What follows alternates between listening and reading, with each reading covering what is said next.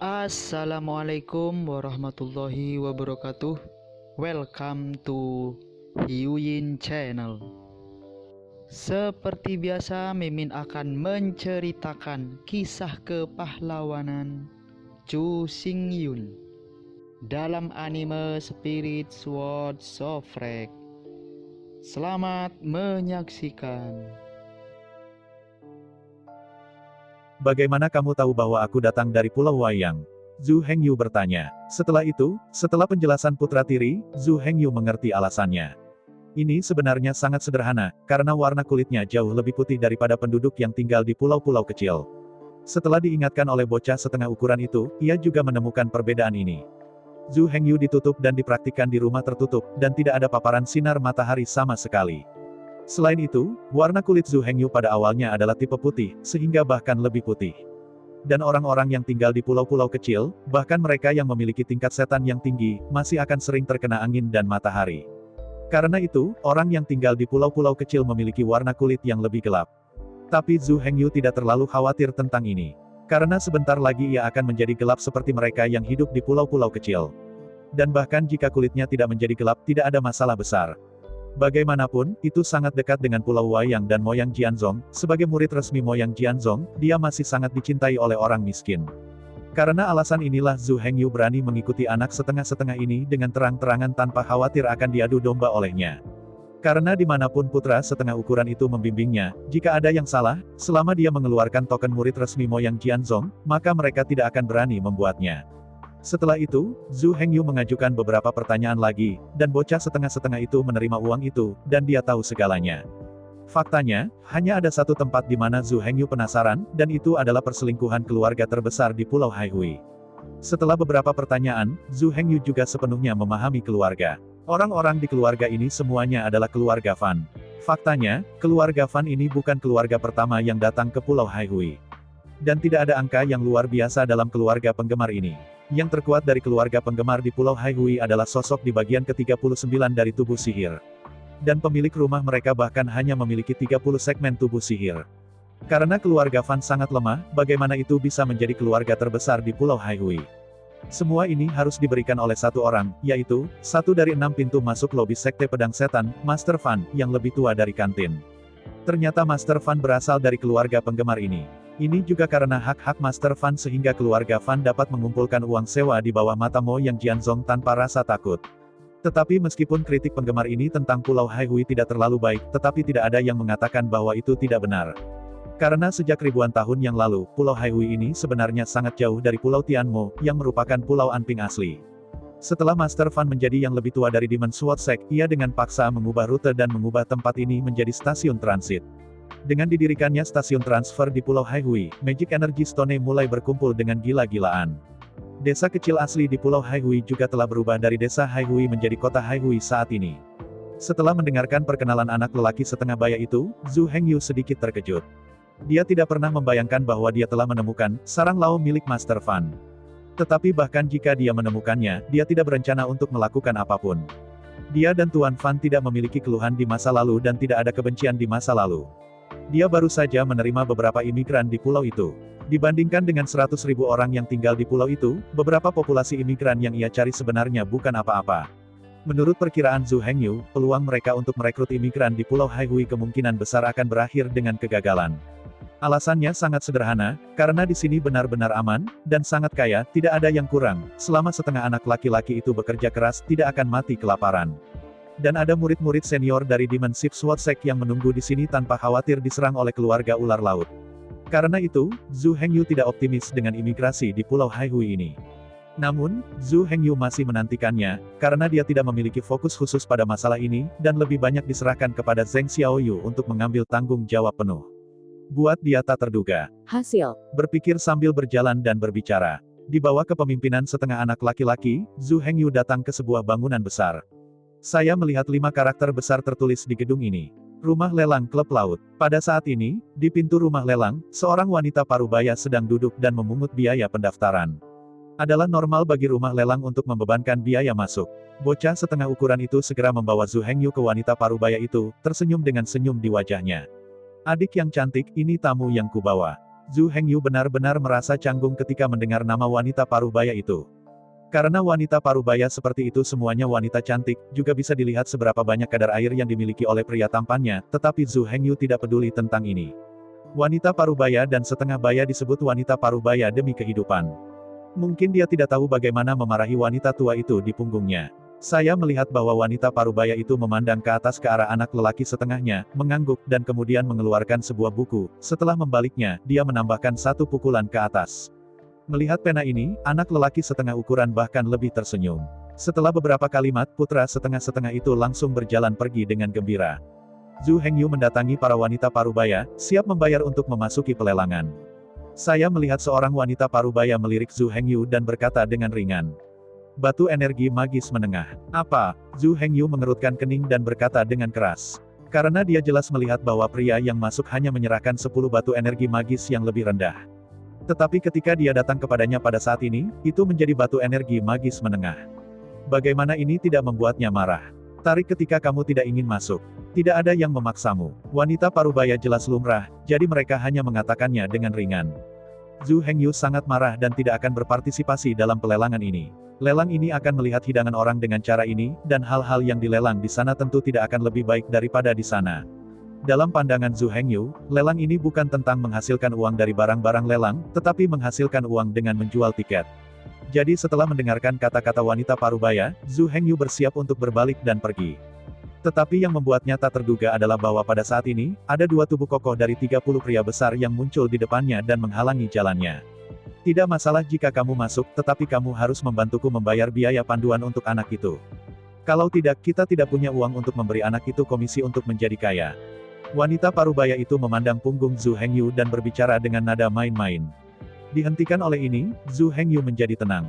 Saya tidak ingin membuat masalah, tetapi sekarang jelas bahwa Zhu Hengyu tidak membuat masalah, tetapi terancam. Hal yang paling tak kenal takut dalam kehidupan Zhu Hengyu adalah ancaman, jadi dia sekarang benar-benar tenang. Saya melihat Zhu Hengyu berbalik tersenyum, menatap wanita parubaya itu dan berkata, Kakak perempuan cantik ini, biarkan aku masuk dan melihat apakah 10 batu energi magis inferiorku selaras. Setelah mendengar kata-kata Zhu Hengyu, wanita parubaya itu masih memiliki ekspresi lucu di wajahnya. Oh, saudaraku, bukan karena kakakku tidak mudah, tetapi aturan rumah lelang kami adalah seperti ini. Aturan apa? Zhu Hengyu bertanya, menatap wanita parubaya itu dengan tatapan lucu. Wanita parubaya itu terkekeh dan berkata, aturan rumah lelang ini sangat sederhana. Hanya jika kamu datang, kamu akan menerima batu kekuatan magis menengah. Ketika orang lain datang ke sini, semua 10 batu kekuatan magis yang lebih rendah sudah cukup. Wanita parubaya adalah ejekan telanjang. Bagaimana mungkin rumah lelang memiliki aturan seperti itu? Jelas bukan toko hitam di sini, jadi hanya ada satu kesimpulan, yaitu, wanita parubaya mengatakan ini dengan sengaja. Merusak, Zhu Hengyu langsung menjadi marah. Saat telapak tangannya turun, meja di depan wanita parubaya berubah menjadi serpihan langsung. Wanita parubaya itu terkejut. Pada saat ini dia memandang Zhu Hengyu dengan ngeri dan berkata kepada dua pria kuat di sebelahnya. Ayo, seseorang membuat masalah di sini. Setelah mendengar kata-kata wanita parubaya itu, kedua pria besar itu tidak ragu-ragu dan langsung pergi ke Zhu Hengyu. 30 segmen dari 6 setan dan bekerja sama dengan orang-orang yang tidak bersalah bukanlah lawan Zhu Hengyu, belum lagi dua orang besar ini. Pedang sihir haus darah di pinggang Zhu Hengyu hanya sedikit keluar dari sarungnya, dan dua pria besar yang bergegas mendekat ke tanah oleh pedang Shen Luo merah gelap. Bahkan dua pria besar ini belum bereaksi terhadap apa yang terjadi. Mereka hanya merasa bahwa setelah dipotong beberapa luka di tubuh mereka, mereka telah jatuh ke tanah. Awalnya, itu hanya dipotong dan terluka, pada kenyataannya, itu tidak membuat mereka jatuh ke tanah. Tapi jangan lupa bahwa baik Shen Luo Jian maupun pedang haus darah tidak bervegetarian. Shen Luo dan pedang haus darah tidak harus membunuh target sebelum mereka bisa melahap jiwa dan darah. Selama kekuatan Shenrou dan gas pedang haus darah menghantam sasaran, jiwa dan gas darah akan secara paksa dirampas. Oleh karena itu, meskipun cedera kedua penjaga itu tidak serius dan tidak jatuh ke tanah, mereka secara paksa kehilangan sebagian besar jiwa dan energi mereka karena semangat pedang. Di bawah dua kehilangan jiwa dan ki dan darah adalah wajar untuk jatuh ke tanah. Wanita parubaya di sisi lain terkejut dan tak bisa berkata-kata. Wanita parubaya ini jelas belum berlatih, dan dia tidak bisa melihat bagaimana Zhu Hengyu menjatuhkan dua pria kuat ini. Melihat wajah Zhu Hengyu dengan wajah gelap melangkah ke langkah demi langkahnya, wanita parubaya itu benar-benar kehilangan kesombongan sekarang. Pada saat ini dia gemetaran, menatap Zhu Hengyu dengan wajah ngeri dan berkata, Apa yang kamu lakukan? Ini adalah kota Haihui. Bagaimana Zhu Hengyu menangani ini? Hanya untuk melihatnya berjalan ke wanita parubaya, mengangkat tangannya adalah tamparan yang berat. Wanita parubaya itu langsung terkena pukulan Zhu Hengyu dan terbang sejauh 3 meter. Wanita parubaya yang jatuh ke tanah mulai menangis, dan tak lama kemudian banyak penonton berkumpul di sini. Banyak orang tahu aturan rumah lelang laut ini. Melihat ekspresi marah Zhu Hengyu, mereka segera tahu bahwa Zhu Hengyu tidak boleh tahan dengan aturan di sini.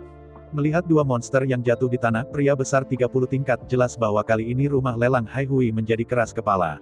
Saat wanita parubaya itu berteriak sambil menutupi wajahnya yang tinggi bengkak tua, seorang pria parubaya yang tampaknya bertanggung jawab keluar. Melihat penampilan berantakan di lapangan dan dua pria meratap yang jatuh ke tanah, pria parubaya itu mengerutkan kening. Apa yang terjadi? Pelayan itu bertanya kepada wanita parubaya yang menangis dan menangis. Wanita parubaya itu mendengar pertanyaan manajer, menghentikannya menangis dan menutupi geng pipinya, dan berkata dengan samar. Dia akan membuat masalah. Wanita parubaya itu menunjuk Zhu Hengyu dengan jijik. Zhu Hengyu sudah lama tahu bahwa keadaan akan menjadi seperti ini, jadi dia tidak memiliki penampilan yang cemas dan korup, tetapi sebaliknya memandang manajer setengah baya dengan penuh minat. Dia ingin melihat bagaimana manajer setengah baya ini akan menangani masalah ini. Setelah mendengarkan pidato wanita parubaya itu, manajer setengah baya itu mengerutkan kening. Jelas dia juga khawatir. Hari ini, Zhu Hengyu menemukan tunggul yang keras. Tetapi karena kekuatan tidak dapat bekerja, ia memiliki pilihan lain. Saya tidak hanya bertemu Zhu Hengyu sebagai orang kuat sebelumnya. Banyak orang telah melakukan apa yang telah dilakukan Zhu Hengyu sekarang, tetapi mereka akhirnya menyerah. Saya melihat seorang wanita parubaya dengan senyum tipis, dan tidak lagi mengabaikan wanita parubaya yang tidak masuk akal, datang ke Zhu Hengyu. Anak muda, dia sangat kuat. Pria parubaya itu memuji Zhu Hengyu sebelumnya. Zhu Hengyu juga tersenyum pada manajer setengah baya, dan berkata dengan ringan. Kekuatanku benar-benar lemah. Pada titik ini, Zhu Hengyu berhenti, dan kemudian melanjutkan. Tapi kalian berdua penjaga lebih lemah. Jadi kamu masih harus menemukan seseorang yang lebih mampu untuk berbicara denganku. Aku khawatir aku secara tidak sengaja menamparmu. Setelah mendengarkan Zhu Hengyu, wajah manajer parubaya yang tersenyum itu berkedut. Namun, kualitasnya jelas jauh lebih tinggi daripada wanita parubaya, tetapi wajahnya sedikit berkedut dan dia pulih dengan cepat. Saya melihat bahwa manajer setengah baya masih menatap Zhu Hengyu dengan senyum di wajahnya dan berkata, anak muda, terkadang kuat tidak selalu mewakili semua. Melihat senyum pria parubaya yang menyeringai, Zhu Hengyu tidak peduli. Dia bahkan pura-pura tidak tahu apa yang sedang terjadi, memandang pria parubaya itu dengan penasaran dan bertanya. Apa maksudmu? Bukankah ini sangat kuat? Setelah mendengarkan kata-kata Zhu Hengyu, manajer setengah baya itu terkekeh. Jelas kata-kata Zhu Hengyu membuat manajer setengah baya merasa lucu. Kaum muda, saya katakan, di dunia ini, kekuasaan adalah yang tertinggi. Tidak peduli seberapa kuat kekuatannya, itu tidak tertahankan di hadapan kekuasaan. Manajer setengah baya memandang hati Zhu Hengyu dan menepuk pundaknya, dan melanjutkan. Aku pikir kamu seorang individu.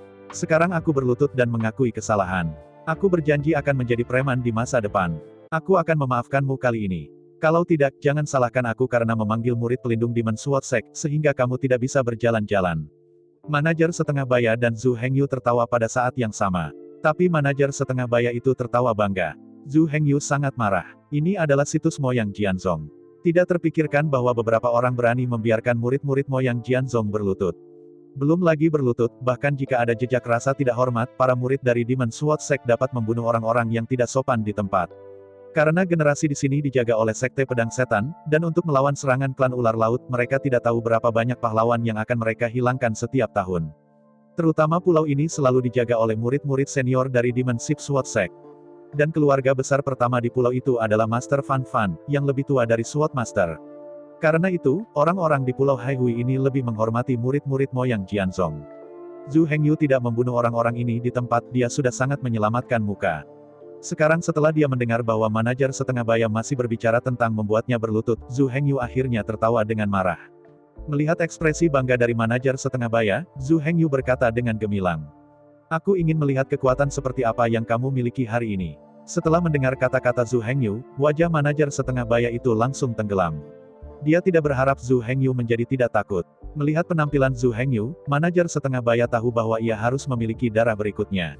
Anda perlu tahu bahwa para murid dari Sekte Pedang Setan diundang sekali, tapi itu adalah konsumsi besar.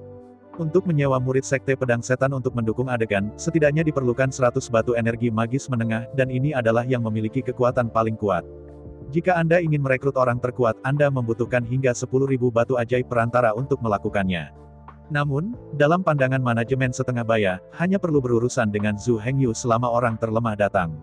Kemudian dia mengirim anak buahnya dan mengundang murid-murid moyang Jianzong. Zhu Hengyu berdiri di sana, menunggu seseorang datang.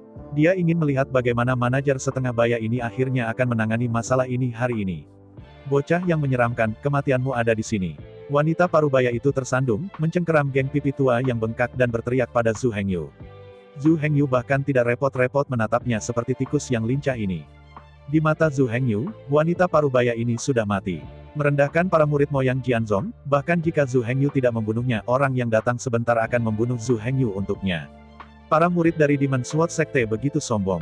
Setelah beberapa saat, seseorang yang mengenakan kostum murid junior moyang Jianzong berjalan berkeliling dengan kerumunan orang. Saya melihat orang ini dengan acuh tak acuh menyapa orang-orang di sekitarnya, sambil berjalan ke sisi ini dengan jari kaki tinggi.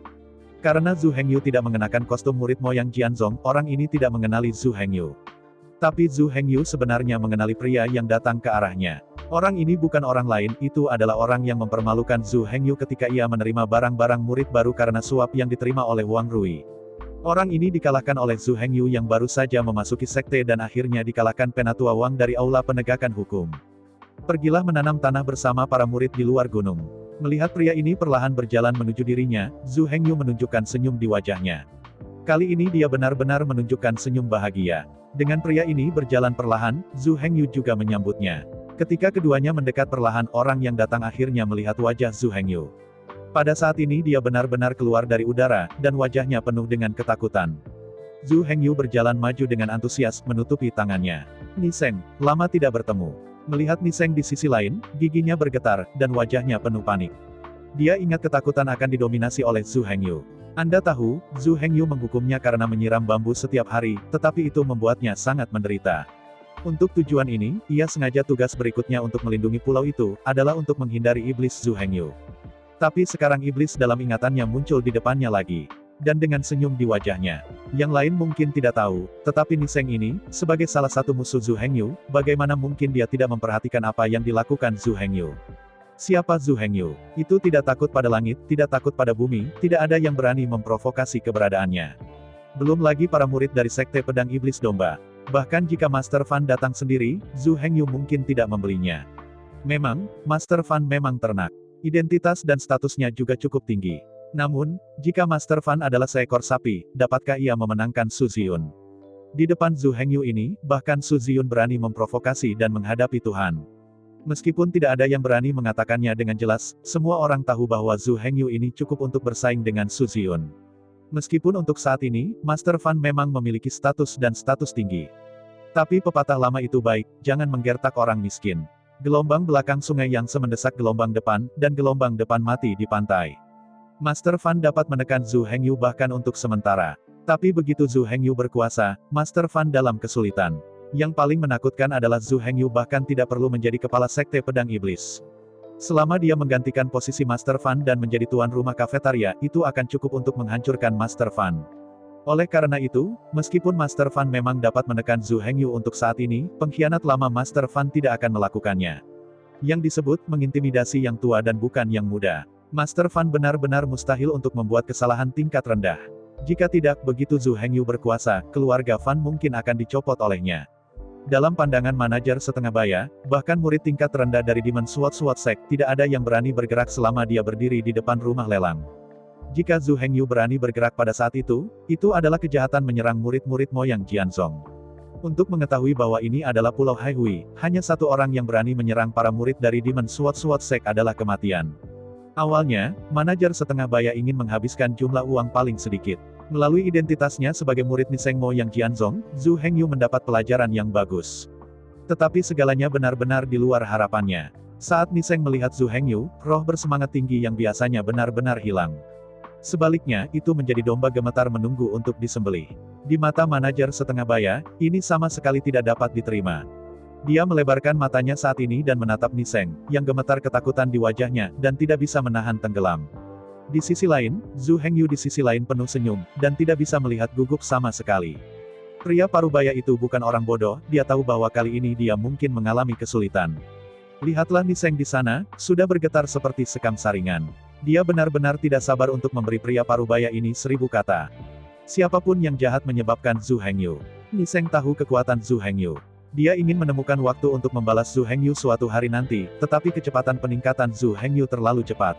Dengan peningkatan gila Zhu Hengyu pada tingkat tubuh sihir, Niseng telah memadamkan balas dendamnya pada Zhu Hengyu. Tapi ini masih tidak meyakinkannya. Akhirnya, ketika Zhu Hengyu keluar dari ranah rahasia domba ajaib dan mencapai tingkat ke-20 dari tubuh sihir. Dia benar-benar takut Zhu Hengyu tidak akan membiarkannya pergi, dan akan datang untuk membalasnya. Jadi pada akhirnya Niseng dengan tegas memilih untuk meninggalkan Zhongmen. Pada saat ini, ada misi ekspatriat untuk melindungi Pulau Haihui, Niseng mengambil alih misi ini tanpa ragu-ragu.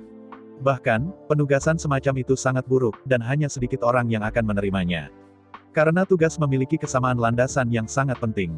Itu semua sangat berbahaya. Menjaga Pulau Haihui sering tampak mampu memancing dengan cepat, tetapi juga dapat dihormati oleh warga sipil dan pejabat tinggi.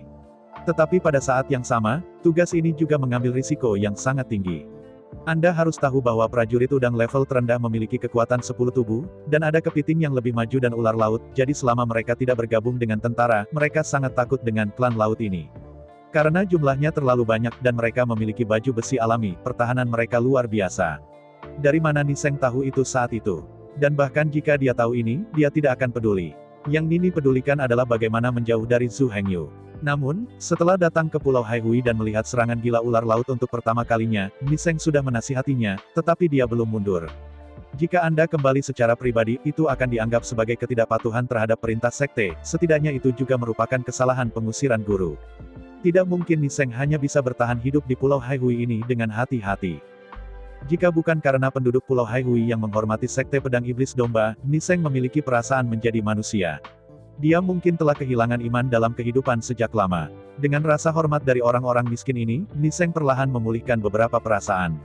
Pada akhirnya, dia tidak hanya mati dalam pertempuran ular laut lagi dan lagi, dia bahkan bercampur aduk dan tingkat tubuh iblis juga telah naik ke tingkat ke-15 tubuh iblis. Dengan peningkatan tubuh sihir, masa kecilnya lebih bergizi. Dalam penghormatan terhadap Jin Yuxi dan orang yang tak terhitung jumlahnya setiap hari, Niseng mulai perlahan-lahan melupakan setan yang dia tidak ingat. Tapi siapa tahu, hari ini, mimpinya akhirnya terbangun. Setelah beberapa saat Niseng bereaksi. Saya melihat dia gemetaran, dan bahkan langsung berlutut. Zhu Hengyu juga kaget dengan langkah Niseng, dengan cepat melangkah maju untuk membantu Niseng dan berkata, "Apa yang terjadi padamu? Anda tahu bahwa meskipun Zhu Hengyu telah menggandakan tingkat sihir Niseng, Zhu Hengyu masih merupakan murid luar biasa, dan Niseng juga adalah murid luar. Berlututlah." Tapi sekarang faktanya adalah Niseng berlutut di depan Zhu Hengyu.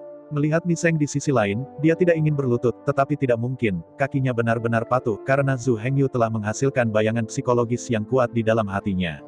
Awalnya, Niseng berpikir bahwa dia telah melupakan Zhu Hengyu, dan dia bahkan tidak akan takut pada Zhu Hengyu lagi.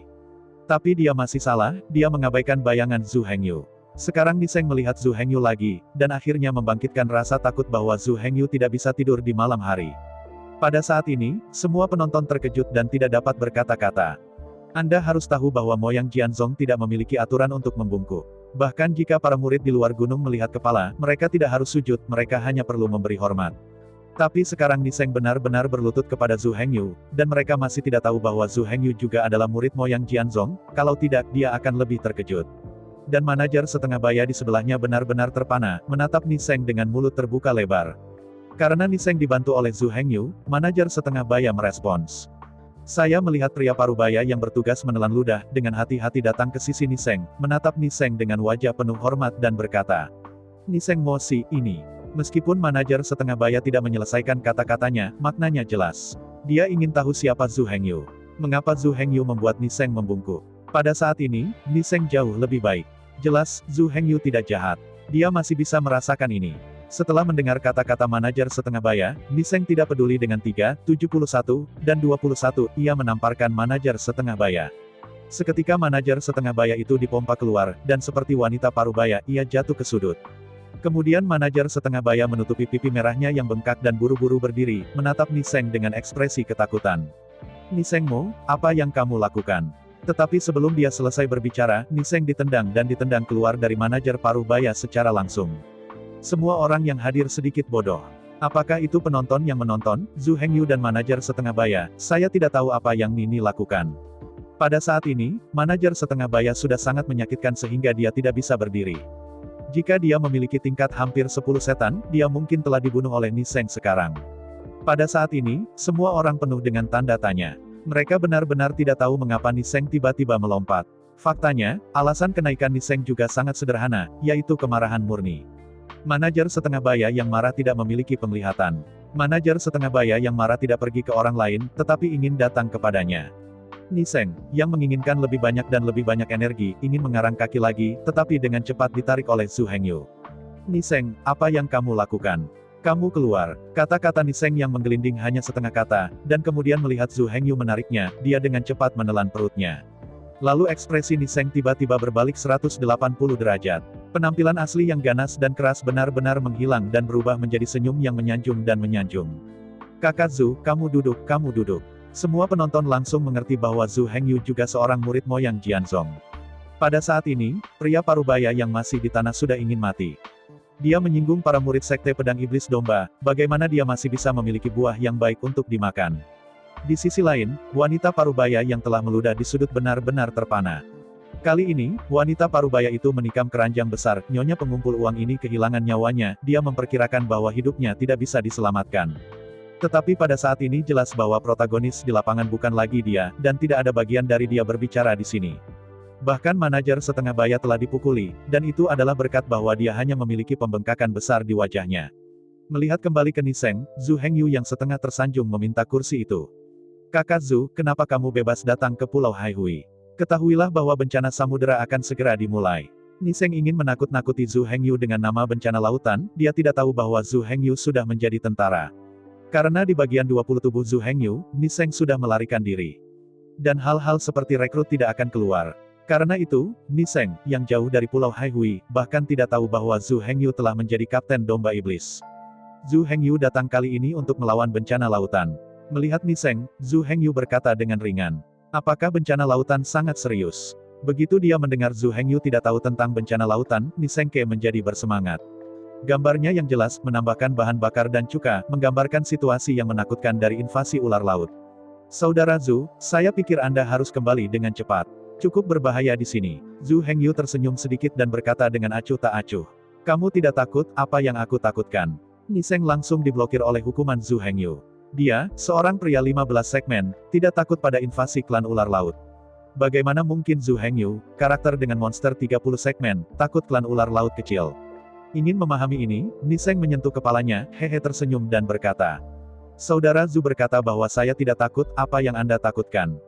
Sebenarnya, keluarga ular laut hanyalah segmen ke-30 dari tubuh iblis. Saya pikir mereka pasti rentan di mata saudara Zhu. Ketika ancaman itu tidak berhasil, Niseng mengubah cara untuk mengalahkan kuda itu dan berusaha untuk membuat kesan yang baik pada Zhu Hengyu. Dengan cara ini, ketika Zhu Hengyu mengganggunya di masa depan, dia tidak akan terlalu kejam. Zhu Hengyu tidak ingin turun bersama Niseng lagi, dan melambaikan tangannya untuk mengganggu kentut Niseng yang terus-menerus. Lalu Zhu Hengyu berkata dengan ringan, kamu akan berurusan dengan masalah ini di sini dulu. Ini hal yang benar. Setelah mendengarkan instruksi orang-orang Zhu Hengyu, Niseng juga melihat ke atas. Kakak Zhu, apa yang terjadi? Zhu Hengyu terlalu malas untuk menjelaskan dan menunjuk ke manajer setengah baya yang sedang berbaring di tanah. Kamu bertanya padanya. Niseng mendengarkan kata-kata Zhu Hengyu, dan setelah didengar, beralih ke sisi manajer setengah baya. Pada saat ini, Niseng masih memiliki sanjungan di depan Zhu Hengyu. Saya melihat wajah sengit Niseng, menatap lelaki parubaya yang bertanggung jawab, dan berkata apa yang terjadi pada akhirnya. Pria parubaya itu ketakutan, dan dengan cepat menceritakan kisah itu. Setelah berbicara, manajer setengah baya tidak bisa membantu tetapi memberi Niseng kepala. Memohon utusan Niseng mau memohon pada si kecil, dan biarkan utusan itu menyelamatkan nyawaku. Setelah mendengarkan manajer setengah baya, Niseng gemetar karena marah. Siapa yang tidak baik memprovokasi Zhu Hengyu bintang jahat ini? Pada saat ini, manajer setengah baya dan wanita parubaya itu sudah mati di mata Niseng. Kemudian dia langsung mengeluarkan pedang besi rune di pinggangnya. Melihat pedang besi rune di tangan Niseng, manajer setengah baya bergegas ke Niseng terburu-buru, dan dia memohon dengan berlinang air mata. Niseng Mo, kamu akan mengampuni yang kecil, tidak peduli berapa banyak uang, yang kecil akan kehilangan. Melihat pria parubaya yang bertanggung jawab, Niseng menendangnya dengan kaki lelah, dan kemudian berkata. Kau menemukanku menggunakan kentut, siapa yang menyinggung perasaanmu, bukan? Manajer setengah baya segera mengerti arti Niseng. Lalu dia datang ke Zhu Hengyu lagi dan lagi. Berdoalah agar kekayaan bisa membunuh. Orang-orang kecil tidak tahu Taisan, tolong minta sejumlah besar orang dewasa, lepaskan yang kecil. Kecil pasti akan menggantikan kejutan yang baru saja kamu terima. Berbicara, manajer setengah baya itu bersujud seperti bawang putih, dan dengan liar bersujud kepada Zhu Hengyu. Zhu Hengyu ingin mengajar Niseng secara langsung untuk menangani masalah ini. Tetapi dia tahu bahwa jika dia menyerahkan manajer setengah baya ini kepada Niseng, dia harus menunggu kematian. Meskipun Zhu Hengyu bukan orang yang baik, dia tidak akan mengambil nyawanya untuk hal kecil ini. Pengetahuan umum dengan orang biasa ini terlalu banyak. Pada saat ini, manajer setengah baya berbicara tentang kompensasi, dan Zhu Hengyu kebetulan meminjam keledai dari lereng, yang juga merupakan cara memberi manajer setengah baya. Kamu berbicara tentang kompensasi. Setelah mendengar permainan, manajer setengah baya dengan cepat menyeka hidung dan air mata dari wajahnya dan berkata dengan penuh semangat. Small bersedia untuk mengkompensasi 1000 batu energi magis menengah untuk kejadian ini. Zhu Hengyu belum berbicara, Niseng di sebelahnya berjalan di saat marah, menamparkan kepalanya di tengah pria parubaya itu. Kamu mengirim Hanako, setan 30 segmen saudara Zhu, maukah kamu memberinya 1000 batu kekuatan sihir perantara? Lihat di Pulau Haihui ini, yang mana salah satu dari 1000 batu energi ajaib tingkat menengah yang dapat kamu undang ke 30 segmen setan. Selain itu, apakah hidupmu bernilai 1000 batu ajaib perantara? Niseng mengatakannya dengan benar. Manajer setengah baya juga menemukan bahwa harga yang dia laporkan agak rendah. Ini juga masalah yang dikembangkan oleh manajer setengah baya yang telah melakukan bisnis selama bertahun-tahun, dan biasanya menurunkan harga. Setelah mendengar apa yang dikatakan Niseng, manajer setengah baya dengan cepat mengubah mulutnya. Penyihir Zhu, maaf, aku baru saja berbicara. Bukan 1000 batu ajaib perantara, tapi 1000 batu ajaib unggul. 1000 batu energi sihir superior. Harga ini tidak rendah. Setelah mendengar tawaran ini, Niseng Chai tidak berbicara. Zhu Hengyu tidak terlalu peduli dengan jumlah uangnya. Dia tidak pernah ingin membunuh manajer setengah baya. Namun, karena manajer setengah baya akan memberinya begitu banyak batu kekuatan magis. Tentu saja Zhu Hengyu juga sangat senang. Melihat pipi bengkak yang menutupi satu sisi, dia menatap manajer setengah baya itu. Zhu Hengyu tersenyum sedikit, lalu mengangguk dan berkata dengan ringan. Kali ini demi Niseng, aku akan membiarkanmu pergi. Ketika manajer setengah baya itu mendengarkannya, seperti mengamnesti, dia melemparkannya ke Zhu Hengyu sebentar dan membanting bawang putih. Sekarang, selama dia tidak mati, itu adalah hasil terbaik untuknya. Terima kasih, Zhu atas pengampunanmu. Terima kasih, Zhu atas pengampunanmu. Melihat pria parubaya yang bertanggung jawab di tanah, Zhu Hengyu melambaikan tangannya dan membuatnya mundur. Melihat manajer parubaya itu mundur, Niseng datang di sebelah wanita parubaya itu. Pada saat ini, bukan Zhu Hengyu atau Niseng yang paling membenci wanita parubaya, tetapi manajer setengah baya. Jika bukan karena wanita parubaya yang tidak memiliki penglihatan, dia tidak akan begitu rendah mata dan mengemis seperti anjing liar. Jika Zhu Hengyu dan Niseng tidak ada pada saat ini, dia pasti akan menemukan kesempatan untuk membunuh wanita parubaya ini dengan cepat.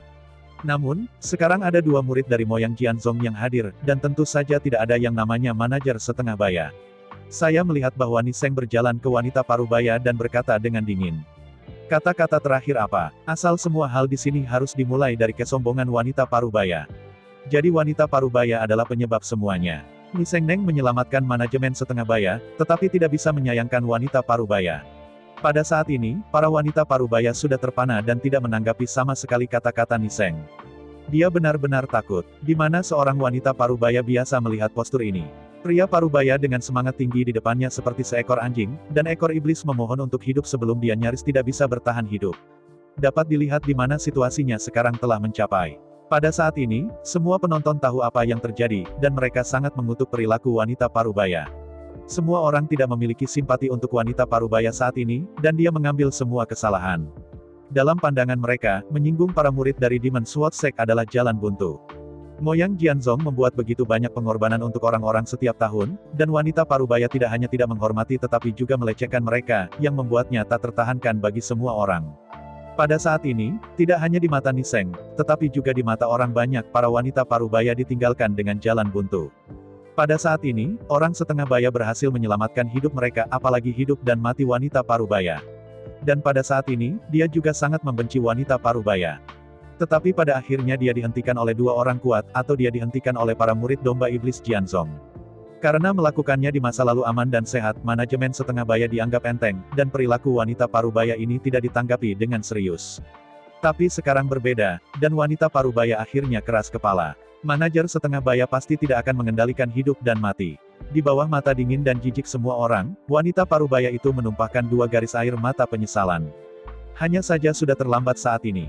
Melihat wajah pembunuh Niseng, dengan pedang besi di tangannya, wanita parubaya menutup matanya dengan putus asa. Tapi Niseng tidak begitu peduli, menyaksikan wanita parubaya memberikan kematian kelas 1. Niseng tidak ragu-ragu untuk mengangkat pedang panjang di tangannya dan memotong pedang di leher wanita parubaya. Pada saat ini, bola hitam terbang ke arah Niseng. Ketika bola hitam mengenai Niseng, dia tidak bisa bergerak dalam sekejap. Adalah kekuatan magis Zhu Hengyu yang dapat menahannya. Pada saat ini, Niseng tidak tahu apa yang sedang terjadi, dan dengan ekspresi ketakutan, dia tidak bisa bergerak sama sekali. Pada saat ini, Zhu Hengyu perlahan datang ke sisinya dan melepas pedang besi di tangannya. Ketika Zhu Hengyu mendapatkan pedang besi rune, dan waktu 3 napas telah berlalu, Niseng akhirnya bisa bergerak, tetapi pada saat ini rune Tijian ada di tangan Zhu Hengyu, dan dia tidak bisa membunuh jika dia ingin membunuh.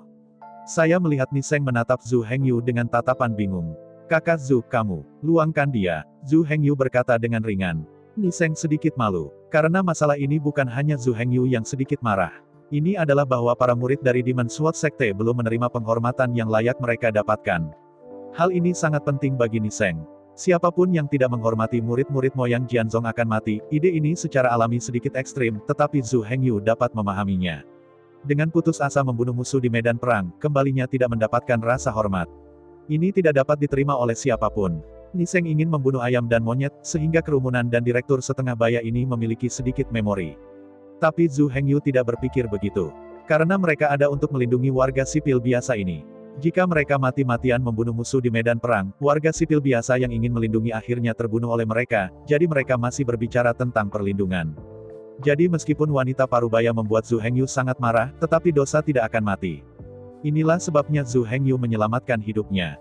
Jika dia membunuh wanita parubaya ini, dia mewakili tentara di garis depan dan memberikan kontribusi. Setelah beberapa pemikiran, Zhu Hengyu memutuskan untuk menyelamatkan hidup wanita parubaya itu. Setelah penjelasan Zhu Hengyu, Niseng juga menarik amarahnya dan dengan tenang menundukkan kepalanya. Dia harus mengakui bahwa Zhu Hengyu mengatakan sesuatu yang sangat masuk akal. Dan dia tidak berani membalikkan makna Zhu Hengyu. Karena Zhu Hengyu tidak ingin membunuh, dia masih sibuk dengan orang luar. Pada saat ini, kerumunan yang menonton dan mendengar sudut pandang Zhu Hengyu semuanya adalah wajah pemujaan. Ini adalah murid dari Demon Sword Sect di hati mereka. Saya tidak tahu siapa yang bertepuk tangan pertama, kemudian seseorang mengikuti, dan akhirnya ada tepuk tangan hangat dari orang banyak yang menonton. Mereka menyatakan rasa hormat untuk Zhu Hengyu, serta untuk para prajurit yang berjuang di garis depan, dan untuk Sekte Pedang Setan. Melihat tepuk tangan hangat dari kerumunan yang menonton, Niseng perlahan-lahan menyingkirkan pedang panjang itu. Ada perasaan aneh yang menyebar di hatinya. Di masa lalu, orang-orang di sekelilingnya semua adalah orang yang menyanjung, dan mereka menggunakan segala macam cara untuk menyingkirkannya dari kentut. Meskipun orang-orang ini sujud setiap hari, nyatanya, Niseng tidak merasakan rasa hormat yang tulus dari mereka. Dalam pandangan Niseng, mereka tidak dihormati, mereka hanya takut. Tetapi hari ini berbeda, setiap tepuk tangan dari orang banyak hari ini adalah dari hati. Masa benar-benar tersentuh oleh kata-kata Zhu Hengyu. Pada saat ini, masa menghormati mereka dari hati. Ini adalah pertama kalinya Niseng menerima penghormatan murni dalam hidupnya. Tepuk tangan ini berdampak besar pada Niseng. Sejak itu, Demon Sword Sect telah kehilangan orang kecil yang tidak melakukan apa-apa, dan menambahkan seorang prajurit yang kuat di medan perang untuk melawan musuh. Tapi ini hanya kata-kata, hanya untuk mengatakan bahwa pada saat ini, mata wanita parubaya sudah penuh air mata. Kata-kata Zhu Hengyu sangat menyentuh hatinya. Para murid moyang Jianzong bertempur dengan gagah berani melawan invasi ular laut di garis depan demi keselamatan mereka, tetapi dia ada di sini untuk melakukan lalat ini. Dia menyatakan menyalahkan dirinya sendiri atas perilaku memalukan Zhu Hengyu. Namun demikian, hukuman mati dibebaskan, dan kejahatan hidup tidak bisa dihindarkan.